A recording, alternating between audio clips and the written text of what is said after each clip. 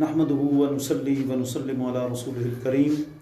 ناظرین، ناظرات، سامعین، سامعات، طلاق کے مسائل بہت اہم ہیں۔ ہمارے ملک عزیز میں کئی ہمارے بھائیوں کو طلاق کے مسائل کا پتہ نہیں ہوتا۔ گھر میں ایسے کام ہوتے رہتے ہیں جن سے طلاق واقع ہو جاتی ہے، لیکن یوں ہی وہ زندگی اجنبیت کی گزارتے رہتے ہیں۔ اس لیے فتاوی بحر العلوم کے اندر علامہ عبد المنان رضوی صاحب نے ذکر فرمایا کہ تجدید نکاح ہر ماہ کرتے رہنا بہتر ہے، کیونکہ ایسے کلمات بندے کی زبان سے انجانے میں بھی کئی دفعہ نکل جاتے ہیں جن کا بندے کو علم نہیں ہوتا کہ اس سے طلاق واقع ہوتی ہے یا کہ نہیں۔ حالانکہ طلب العلم فریضۃ علی کل مسلم و مسلمہ، آقا رحمت صلی اللہ علیہ وآلہ وسلم نے فرمایا کہ ہر مسلمان مرد اور عورت پر علم حاصل کرنا فرض ہے۔ محدث ملا علی قاری شرح مشکات میں مرقات کے اندر لکھتے ہیں، آپ فرماتے ہیں کہ اس کا مطلب یہ ہے کہ جو شعبہ جات ہیں ان کے جو ضروری مسائل ہیں، بیسک مسائل، بنیادی مسائل، ان کا جو ہے وہ جاننا ہر مسلمان پر فرض ہے۔ اگر نماز ہے تو نماز کی رکعات کا پتہ ہونا چاہیے، اوقات کا پتہ ہونا چاہیے۔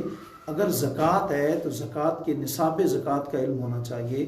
اگر حج ہے، فرائض حج، واجبات حج کا پتہ ہونا چاہیے۔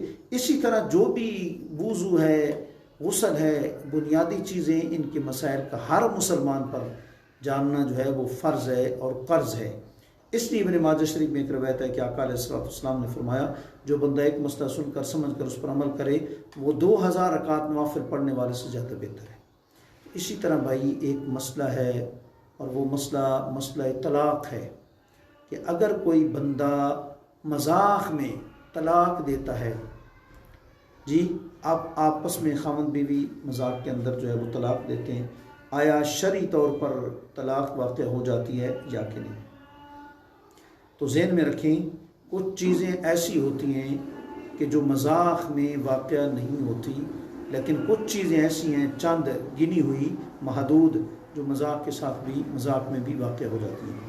فتاوی یورپ کے اندر علامہ عبد الواجد قادری صاحب ذکر فرماتے ہیں کہ کسی نے مسئلہ پوچھا کہ حضور یہ بتائیے، اگر خاوند بیوی دونوں جو ہے وہ فلم کے اندر ہیں تو اداکار اگر اپنی بیوی کو مذاق میں خوش طبی میں بھی طلاق دے دیتا ہے تو کیا طلاق واقع ہو جاتی ہے؟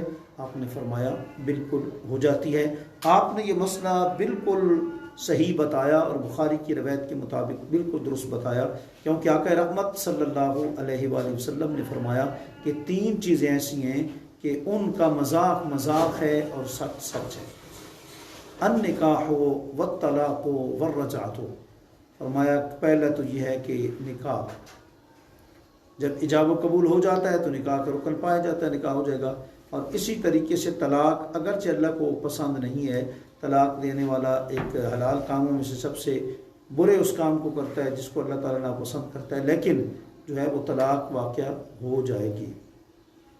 اور یہ بھی ذہن میں رکھیں، آج کل ہمارے معاشرے میں یہ بھی بڑی عجیب ایک صورتحال ہے، بڑی عجیب کنڈیشن ہے کہ وہ کہتے ہیں جی کہ ابھی چند دن پہلے ہی ایک بھائی نے مجھے فون کر کے مسئلہ پوچھا، کہنے لگا جی کہ یہ بتائیں کہ شوہر ہمارا باپ باہر رہتا ہے، والدہ ادھر میرے پاس ہے، تو باپ نے مجھے کہا ہے کہ تمہاری والدہ کو میں نے طلاق تینوں طلاقیں دے دی ہیں۔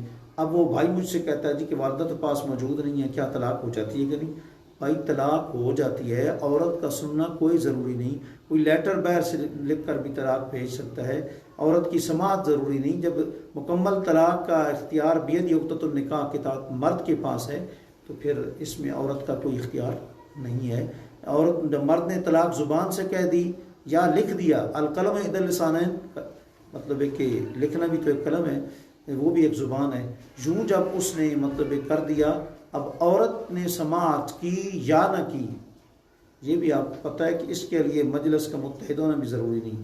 نکاح کے لیے تو مجلس کا اتحاد شرط ہے کہ مطلب ہے کہ گواہ وہاں موجود ہوں، خاوند بیوی وغیرہ موجود ہوں۔ البتہ موجودہ دور میں اگر انٹرنیٹ پہ باہر سے کرتے ہیں، اسکائپ پہ وہ کرتے ہیں تو ادھر وکیل بنانا ضروری ہے جی۔ تو اس طریقے سے جو ہے وہ کیا کہتے ہیں کہ طلاق واقع ہو جاتی ہے۔ اور تیسری رجعت ہے، رجوع جو ہے وہ اگر ہنسی مذاق میں بھی طلاق کے رجی دینے کے بعد کر لیا تو وہ رجوع جو ہے وہ ہو جاتا ہے۔